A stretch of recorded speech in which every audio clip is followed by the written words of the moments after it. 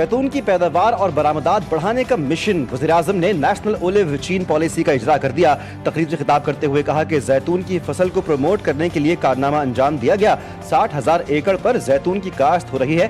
کسانوں اور ماہرین کی شب و روز محنت سے زیتون کے شعبے میں شاندار مثال قائم ہوئی۔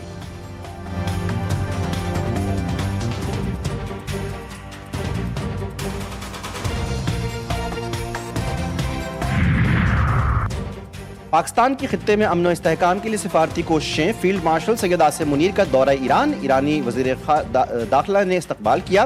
وزیر داخلہ محسن نقوی بھی فیلڈ مارشل کے ساتھ ایران پہنچے۔ فیلڈ مارشل کی ایران کے وزیر داخلہ اسکندر مومنی سے ملاقات ہوئی۔ فیلڈ مارشل عاصم منیر کی توجہ مشرق وسطی کے تنازع کے پرامن، دیرپا اور جامع حل کے لیے جاری کوششوں کو آگے بڑھانے پر مرکوز۔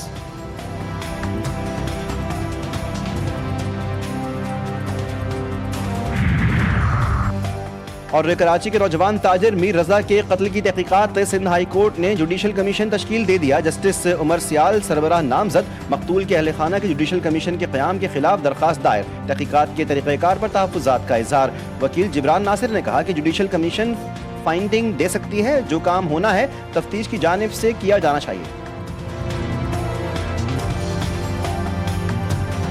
حنا جاوید قتل کیس، مقتولہ کی پوسٹ مارٹم رپورٹ سامنے آ گئی۔ خاتون کی گردن کی ہڈی ٹوٹی ہوئی تھی، پسلیوں اور ہپ بون پر بھی زخموں کے نشانات پائے گئے۔ مقتولہ کے دل کے گرد خون جم چکا تھا۔ ڈی این اے سمیت دیگر نمونے فورینسک لیبارٹری بھجوا دیے گئے۔ پولیس کی ابتدائی رپورٹ کے مطابق مقتولہ کو اس کے شوہر نے پھندا لگا کر مارا۔ قتل کا مقدمہ مقتولہ کے بھائی کی مدعیت میں درج ہے۔ مقتولہ کا شوہر اور گھریلو ملازم 3 روزہ جسمانی ریمانڈ پر زیر حراست ہے۔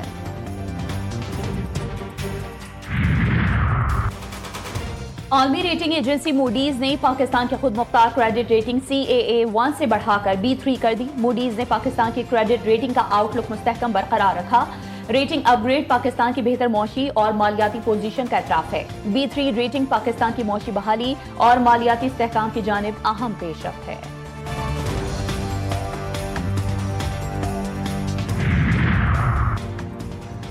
پیٹرولیم مصنوعات پر لیوی کے نام پر لیے جانے والا بھتہ ناقابل قبول ہے۔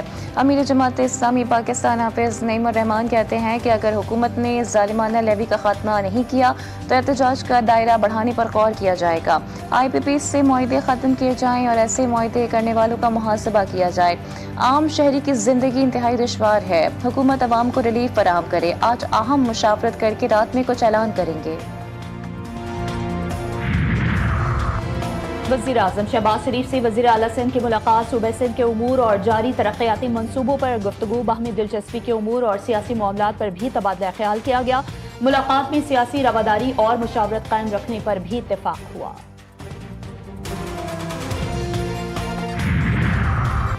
امریکہ کے پاس ایران سے نمٹنے کے لیے بہت سے طریقے موجود ہیں۔ نائب امریکی صدر JD وینس کہتے ہیں ایران سے نمٹنے کا سب سے مؤثر طریقہ اسے تیل اور گیس کی تجارت روکنے کی قیمت چکانے پر مجبور کرنا ہے۔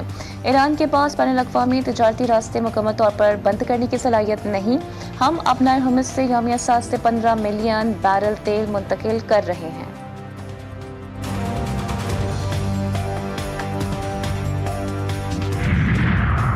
امریکہ کی مشرق وسطی میں مکمل ناکامی۔ ایران کے میزائل اور ڈرون حملوں نے سپر پاور کا بھرم ختم کر دیا۔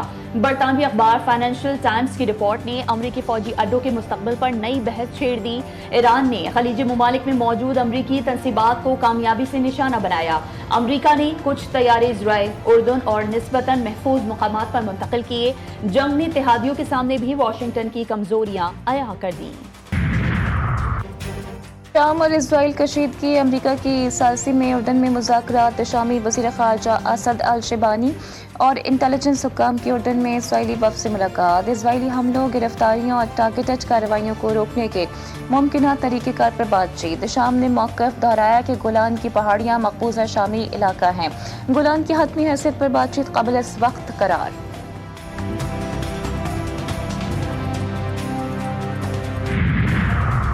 بانی پی ٹی اے کی نجی اسپتال منتقلی کے احکامات۔ اڈیالہ جیل کے عام قیدیوں کا بھی عدالت سے رجوع۔ اسلام آباد ہائی کورٹ میں درخواست جمع کروا دی۔ نجی اسپتالوں سے علاج اور اہل خانہ سے رابطے کی اجازت کی اپیل۔ عدالت کا درخواستوں پر جیل سپرنٹینڈنٹ سے تفصیلی جواب طلب۔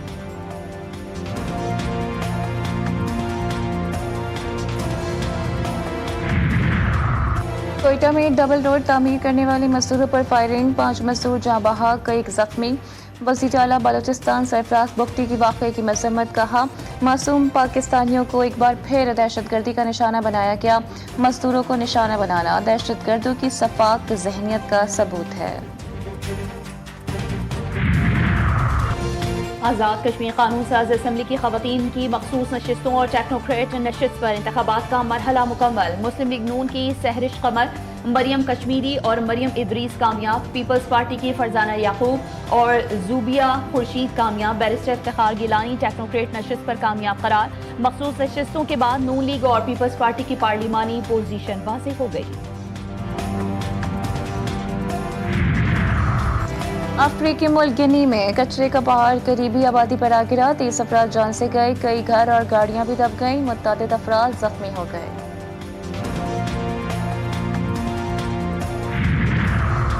इंग्लैंड से पहले टेस्ट में बदतरीन शिकस्त, टीम मैनेजमेंट ने सर जोड़ लिए। दूसरे टेस्ट में पाकिस्तानी टीम में तब्दीलियों का इम्कान। अजान अवैस, सऊद शकील, खुर्रम शहजाद को ड्रॉप किए जाने का इम्कान। ऑफ स्पिनर साजिद खान और फास्ट बॉलर उबैद शाह को मौका मिल सकता है। कप्तान बाबर आजम की टेस्ट मैच में वापसी की उम्मीद। पाकिस्तान और इंग्लैंड के दरमियान दूसरा टेस्ट 27 अगस्त से शुरू होगा।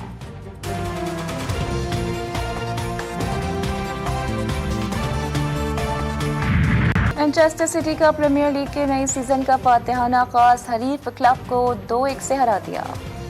और पाकिस्तानी गुलकार, अदाकार, हिदायतकार सज्जाद अली की सालगिरह। 1993 में सज्जाद के गाने बेबी आ ने मौसीकी की दुनिया में तहलका मचा दिया।